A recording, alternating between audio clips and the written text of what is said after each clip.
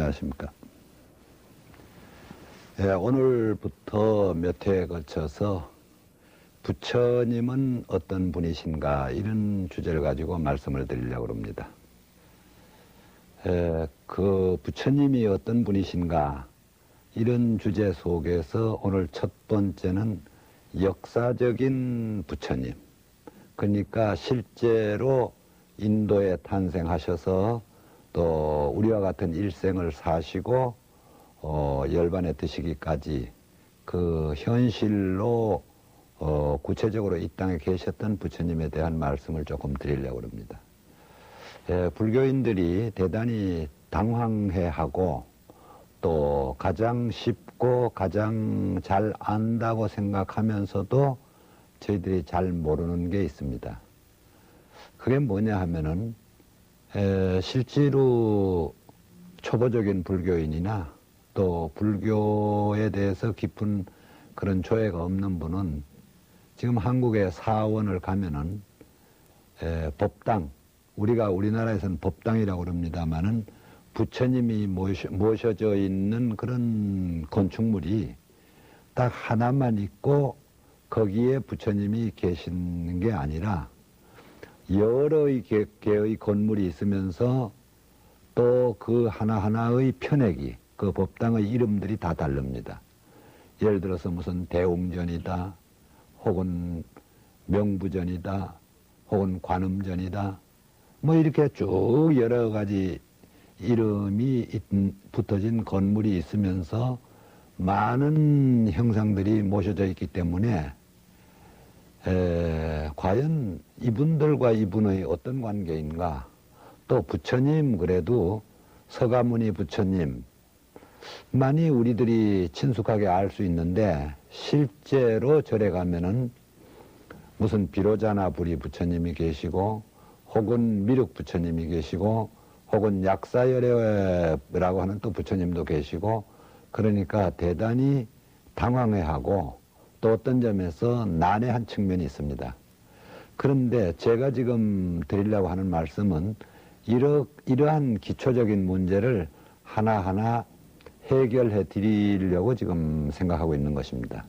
그래서 먼저 오늘은 역사적인 부처님에 대한 말씀을 좀 드리려고 합니다. 우리가 역사적인 부처님, 이 말씀 속에는 서가모니 부처님을 가리키는 말입니다. 자, 서가모니 부처님은 이미 아시는 분이 다 아시다시피 기원전 6세기경 인도에서 탄생을 하셨습니다. 물론 부처님으로 탄생한 게 아니고 한 인간으로 출생을 하셨죠. 그래서 그 이름을 우리는 고따마 시다타 혹은 고따마 시다르타 이렇게 부르고 있습니다. 부처님이 탄생한 그 나라는 카필라국 혹은 카필라성 이렇게 말합니다. 그러니까 서북부 인도의 조그마한 도시국가에 태어나셨습니다. 카필라는 지금 대개 부처님 태어나신 그 지점이 네팔 부근으로 지금 보고 있습니다. 그러니까 인도 땅은 현재로서는 아니죠. 네팔은 인도하고 또 다른 국가니까 현재로서는. 그래서 인도에서 네팔을 들어가기 위해서는 별도로 또 비자를 받고 국경을 넘어야 되는 지역입니다. 자, 그런데 그러한 카피라라고 하는 조그마한 나라의 왕의 아들로, 왕자로서 출생을 하시게 된 것입니다. 여기서 우리는 불교를 상당히 접하고 있는 분도 혼돈이 오는 게 우리가 기록을 보면은 어떤 경우에는 카필라국, 어떤 경우에는 카필라성 이런 것이 혼용되고 있습니다. 어떤 데는 성, 카필라성 그럴 경우에는 요즘 말로 무슨 대구시 혹은 광주시, 전주시 하는 이 시의 개념, 하나의 도시의 개념인데 성이란 말은 카필라국 이러면 이건 하나의 국가 개념이란 말이에요. 그런데 어떤 때는 국이라고 그랬다가 어떤 때는 성이라고 그러니까 이거 왜 이렇게 자꾸 혼동돼서 나올까 이런 생각을 하게 되는데, 실제 부처님 시대에는 인도에 16대국이 있었다. 그러니까 상당히 큰 나라들만 해도 한 16개 정도가 있었다 이런 얘기입니다. 물론 그 중에서 호살나라든지 그 다음에 이런 사위국이라든지 하는 나라들은 큰 나라였습니다. 대국이었죠. 그런데 이때 국가 형태가 도시국가 형태입니다. 그러니까 다시 말씀드리면은 하나의 도시가 하나의 국가적인 성격을 가지고 있던 이런 시대다 이거죠. 그래서 인도에도 보면은 제일 처음엔 시족 사회에서 부족 사회로, 부족 사회에서 그 다음에 도시국가 시대로, 도시국가 시대에서 통일국가 시대로 이렇게 발전되고 있습니다. 그러니까 부처님 시대는 아직 도시국가 시대였다. 그 후에 아쇼카 왕이나 가니시카 왕 때 오면은 대제국이 통일되는 통일국가 시대로 넘어오게 됩니다. 그래서 어떻게 보면은 하나의 성이지고 어떻게 보면은 그 자체가 국가였다. 그래서 이런 것들이 혼용되어 가지고 가피라성 혹은 가피라국 이렇게 우리에게 불려지고 있긴 있습니다. 자, 부처님은 이 가필라국이라고 하는 나라의 왕의 아들, 수토다나라고 하는 왕의 아들로 출생을 하셨습니다. 그리고 자세한 말씀은 되겠습니다만, 그러니까 인도는 당시에 이미 상당한 그 계급이 정착되어져 있는 사회였습니다. 다시 우리가 이걸 역사 속에서 카스트라고 하는 제도가 있었다 이렇게 말하고 있습니다만은 브라만이라고 하는 승려 계급이 있고 크샤트리아라고 하는 소위 정치 왕자 계급이 있고 그 다음에 비샤 혹은 바이샤 하는 일반 평민이 있고 수트라라고 하는 노예 계급이 있었습니다. 이것을 기본적으로 4개의 계급이 있었는데 부처님의 출신은 왕자 계급입니다. 그러니까 크샤트리아 계급이죠. 그리고 이때 그 정치, 다시 말하면은 국가는 세습제였습니다. 그러니까 아버지가 왕이면 아들에게 왕위를 물려주고 그 아들이 또 손자에게 물려주는 그런 정치적 제도일 때였습니다. 따라서 고타마 시타타는 왕위를 계승할 수 있는 그 태자로서의 출생이 되었고 또 그냥 그대로 있었다면은 왕위를 계승하게 되겠죠. 그러니까 이 고타마 부타, 소위 고타마 시타타는 당시에 최상의 가정에서 태어났다고 볼 수도 있고 최상의 교육을 받은 분입니다. 따라서 무슨 출생 성분이 누구인지도 잘 모른다거나 또 높은 교육을 받지 않았다거나 하는 그러한 게 아니라 분명한 가정에서 태어나서 충분한 당시로서는 최고의 교육을 받았습니다. 그래서 우리가 기록에서 보면은 무슨 사베다와 오명을 배웠다. 다시 말하면 인도 고전의 모든 철학과 문학, 종교 사상에서부터 기타 수학 혹은 의학 혹은 인명 같은 것은 논리학이라든지 등등의 이런 거 다 배우고 그 다음에 문무, 다시 말하면 무술이라든지 무예 뜻 같은 것도 익혔습니다. 그리고 나중에 결혼도 했고 그리고 아들도 있었습니다. 부처님의 출가 이전에 아들이 나훌라라고 하는 아들이 있었는데 나중에 부처님의 제자가 되어서 10대 제자 안에 들어가는 제자가 됩니다. 그렇게 했다가 29에 이 출가를 하게 됩니다. 집을 나오게 되는 거죠. 자, 여기서 우리들이 알아야 될 것은 우리가 보통 그가 출가 이전에 그를 부를 때는 고타마 시타타. 근데 이 고타마라고 하는 말도 하나의 종족의 이름이라고 그럽니다. 다시 말하면 시족사회나 부족사회의 어떤 종족의 명칭이, 그리고 사캬라, 사캬족, 삭가라는 것도 종족의 이름이라고 그러는데, 고타마도 우리가 말하면 성이다 그러는데, 그것도 하여튼 가계를 표시하는 말입니다. 그리고 시다타란 말이 바로 그분이 이름에 해당됩니다. 그래서 우리가 보통 고타마 시다타 아니면 시다타 이렇게 부르고 있는 것이죠.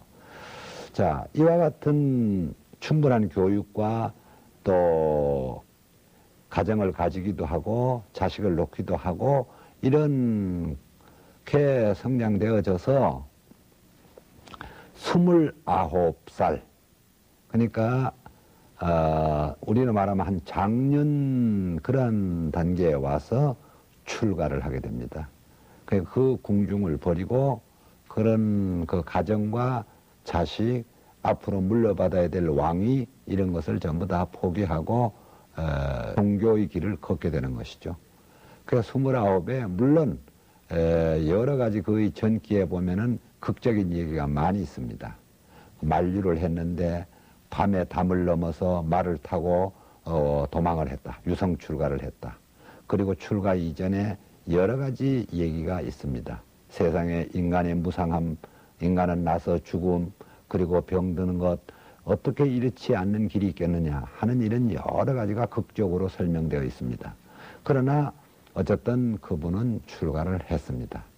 여기서 조금 말씀드릴 것은, 그럼 아주 이것은 예외적인 일이고 어떻게 가정을 가지고 있는 한 청년이 이렇게 용기 있게 가정을 버리고 출가를 할 수 있느냐 하는 것이 현재 이 시점에서 우리들은 의문을 제기할 수 있는 일들입니다. 근데 당시 인도의 전반적인 그 삶의 패턴이라고 그럴까요? 삶의 그런 그 흐름이 대개 사기 생활이라고 그래서 4단계로 일반적으로 이렇게 나누어서 우리가 보고 있습니다. 그 중에서 제일 먼저 학습기라고 그래서 어릴 때는 부모 밑에서 교육을 받는 그런 기간이 있습니다. 그리고 난 다음에 가주기, 그러니까 자기도 성혼을 하고 결혼을 해서 한 가장으로서 가정을 이끌고 부모를 봉양하고 자식을 기르면서 일정한 기간을 살아가는 그런 기간이 있습니다. 그리고 난 다음에 임석이라고도 이렇게 말하는데, 자기 자식이 커서 가정을 지키고 유지할 만한 그런 나이가 되면은 집을 떠나서 종교의 길로 수행자가 되는 그러한 길로 갔습니다. 많은 사람들이. 그리고 난 다음에 나중에는 유행기라고 그래서 또 여러 스승을 찾아다니기도 하고 또 많은 사람들에게 자기 깨달음을 가르쳐 주기도 하는 이런 4단계의 삶이 일반적인 삶이었는데, 이렇게 보면은 인도 사람들은 특별한 어떤 사람만이 종교를 선택하는 게 아니라 상당히 많은 사람이 이런 일정한 기간 동안에 가정을 가지고 가정 생활을 하다가 일정한 나이가 되어서, 요즘 우리로 말하면 한 40이 된다든지 50이 된다든지 또 그보다 빠를 수도 있습니다만은, 이러한 연령이 돼서 가정에 대한 책임을 벗고 인생의 자기 문제를 탐구하고 세계와 인생이 뭐냐 하는 이런 진리를 찾아 나가는 것들이 일반적인 삶의 하나의 유형이었다. 이렇게 본다면은 서가모니라고 하는 부처님이 출가한 것도 전혀 예외적이고 전혀 볼 수 없었던 그런 일은 아니다, 이런 얘기죠. 그리고 부처님 제자 중에서도 그런 분이 많이 있습니다만은 결혼을 해서 가정을 가졌던 사람이 많이 있습니다. 그리고 어떤 경우는 부부가 다 출가해서 부처님의 제자가 된 경우도 있고, 그래서 이건 또 이 얘기하다가 끊깁니다만은, 어떤 종교의 성직자가 되기 위해서는 결혼을 하지 않아야 되는 게 원칙으로 되어 있습니다. 근데 사실은 불교는 그런 점에서 종교적 전문적 생활, 다시 말하면 출가 생활, 스님으로서의 수도를 할 때는 결혼을 하지 않는다고 하는 것이 계율로 정해져 있지만은, 그 이전에 결혼을 했다고 하는 것은 그건 불문에 붙입니다. 너는 결혼을 했으니까 승려의 자격이 없다든지 그건 없습니다. 인도 안에서는. 경우에 따라서는 출가해서 수행을 하던 스님들도 일정한 기간 수행을 하다가 자기 가정에 특별히 가서 자기 일해야 될 일이 있다거나 또 이 생활을 그만둬야 되겠다 그러면 언제든지 여기서 나갈 수가 있습니다. 그러니까 이렇게 나가는 것을 파괴라고 그러지 않습니다. 정당한 절차를 밟아서 소위 환계를 하고 약속을 파기를 하는 겁니다. 그리고 가정에 가 있다가 그리고 가정에 어떤 문제가 있으면 문제를 해결하고 언제라도 또 오고 싶으면 올 수가 있는 것입니다. 그래서 이것이 무슨 처음부터 결혼을 하지 않아야 여긴 오게 되고 한 번 오면은 영원히 갈 수도 없고 이렇게 되어 있지는 않습니다. 불교의 계율안이. 많은 일반 신도님들이나 또 비불교인들은 이러한 계율의 체계를 지금 전혀 모르고 있죠. 그래서 얼마든지 결혼한 분들이 올 수도 있고 또 왔다가 나갈 수도 있고 나갔다 다시 들어와도 아무 문제가 없습니다. 자, 그럼 부처님 말씀으로 다시 돌아가겠습니다. 그래서 29에 출가를 하셔서 여러 스승들을 찾아서 수행의 길에 나서게 됩니다. 얼마든지 출가를 했다가 또 다시 돌아갔다 다시 와도 아무 관계가 없는 것이 불교의 계율입니다. 자, 부처님 그럼 29에 출가를 하시는데 출가를 하셨다고 해서 그때 불교라고 하는 종교가 있어서 거기에 투신하신 것은 아닙니다. 스스로가 또 출가하면서 어떤 새로운 종교를 만드는 것도 아닙니다. 그럼 부처님이 출가를 통해 출가하셔서 어떻게 하느냐? 이미 인도에 있었던 기성 종교를 찾아가서 그들의 가르침을 배우고 그 가르침에 따라서 실천, 수행을 해보고 그리고 또 그것이 마음에 들지 않거나 이것은 도저히 진리가 아니다 이렇게 생각되면 또 다른 스승을 찾아갑니다. 그래서 부처님께서는 소위 고행주의자들의 수행에도 찾아가서 그 수행을 해보고 심지어는 배화주의자, 불을 섬기는 그런 외도들에게도 또 가보고 여러 군데 부처님은 이렇게 찾아갔습니다. 특히 우리가 그 이름으로 남아있는 것으로 보면은 부처님이 찾아갔던 스승들 중에는 알랄라 칼라마라든지 우타카 라마푸타라고 하는 이러한 당대의 위대한 브라만의 스승들을 찾아가서 그들의 가르침을 배우고 또 그들 가르침에 의한 실천을 해봤습니다. 그러한 기간이 29에서부터 35살까지 그러니까 약 6년간의 수행입니다. 보통 우리들이 6년 고행을 하셨다. 물론 고행이죠. 또 6년 수행을 하셨다. 그러고 난 다음에 깨달음을 이루시는 것이 35에 깨달음을 이룬다. 이렇게 알고 있습니다. 우리들이. 근데 여기서 말씀드릴 것은 6년간 여러 종교를 찾아서 그들의 종교의 가르침을 배우고 실천도 해보고 했지만은 도저히 이것은 옳지 않다. 이것은 진리가 아니다. 이렇게 파악을 하시고 스스로 그 자리를 물러나와서 지금까지 배웠던 것을 포기하고 그리고 다시 말하면은 고행을 경험도 해봤습니다. 근데 이제 고행이 수행이 아니라는 걸 파악을 하셔요. 그래서 니언선하, 라일란자나 강이라고 하는 겐지스 강의 한 지류입니다. 지금 부타가야 옆으로 흐르고 있는 강입니다만은 거기에서 목욕을 하고 말끔히 몸을 닦고 그리고 수자타라고 하는 어떤 그 하늘의 신에게 제사 지내러 가는 처녀가 주는 우유죽 그러니까 그걸 먹고 힘을 차리고 그리고 부타가야에 나와서 앉아서 명상에 계시다가 마침내 깨달음을 이루신다.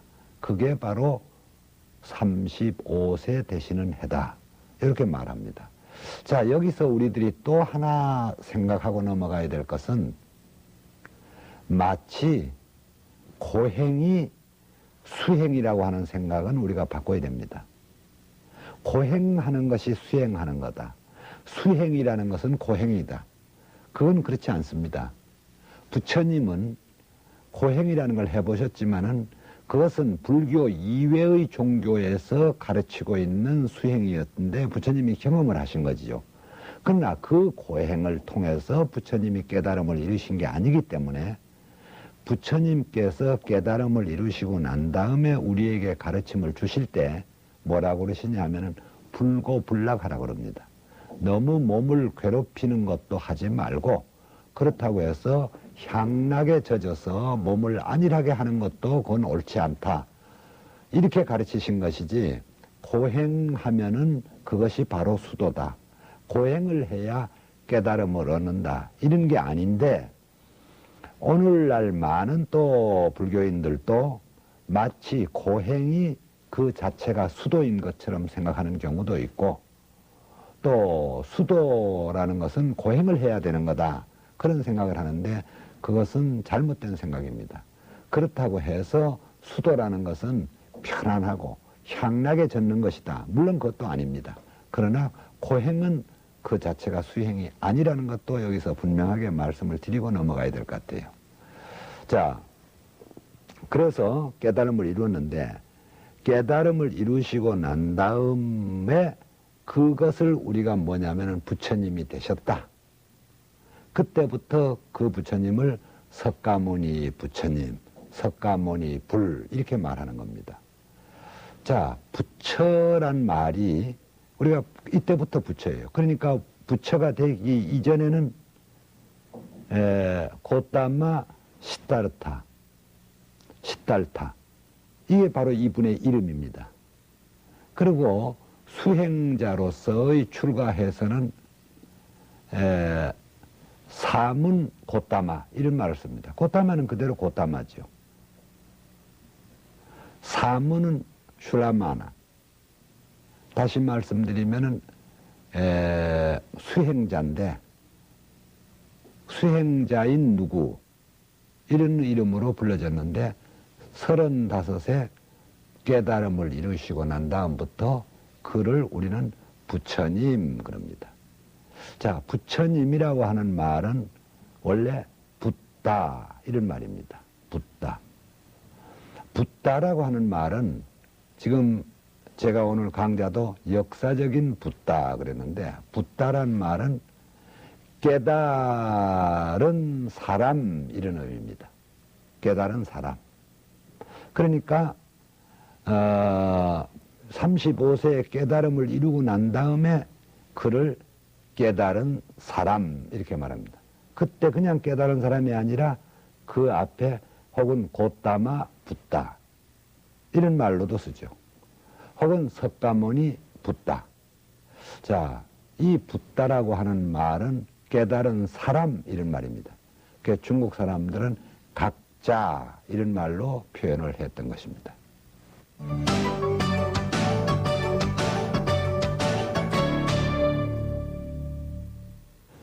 이상의 오늘 말씀을 정리를 하면은 지금 오늘 말씀을 통해서 부처님이 깨달음을 이루신 데까지 제가 대충 말씀드리고 어떤 역사적인 그냥 아주 자잘한 어떤 사실은 지금 전부 다 빼고 있습니다. 큰 줄거리만 제가 말씀을 드리는데 이 깨달음이라고 하는 것을 통해서 부처가 되신다는 얘기죠. 자, 이상의 지금 말씀을 정리하면은 부처님은 어떤 특정한 존재로서 선택되어져서 이 땅에 탄생하신 것은 아닙니다. 우리하고 똑같은 한 인간으로 출생하셨지 무슨 신의 아들이라거나 어떤 특별한 존재로서 이미 예정되어졌던 일은 아니다 이런 얘기죠. 물론 부처님 출생에 대한 여러 가지 일화가 있긴 합니다. 이미 태어날 때부터 비범했다.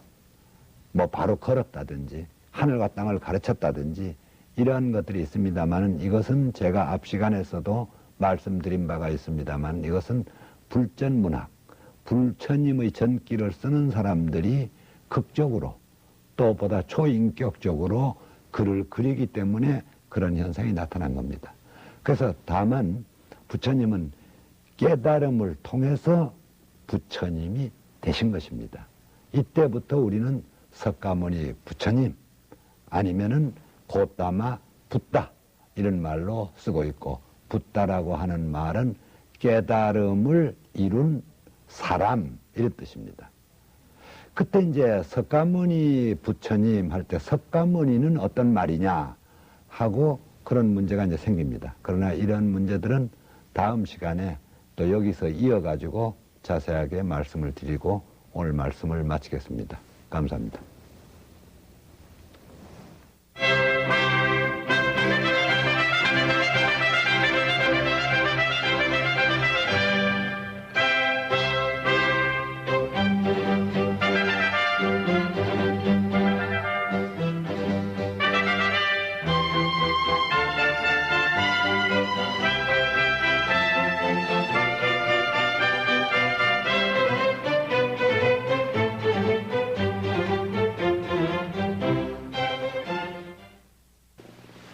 안녕하십니까. 지난 시간에 말씀드리기를 역사적인 부처님, 그 중에서 부처님의 출생에서부터 깨달음을 이루셔서 부처님이 되셨다. 여기까지 말씀을 드렸습니다. 그래서 부처라고 하는 말은 붓다라고 하는 말의 사실은 음역입니다. 그러니까 인도의 말로 붓다, 깨달은 사람 이런 말입니다. 그런데 중국 사람들은 그 붓다를 번역할 때 불타 이렇게 중국어로 썼습니다.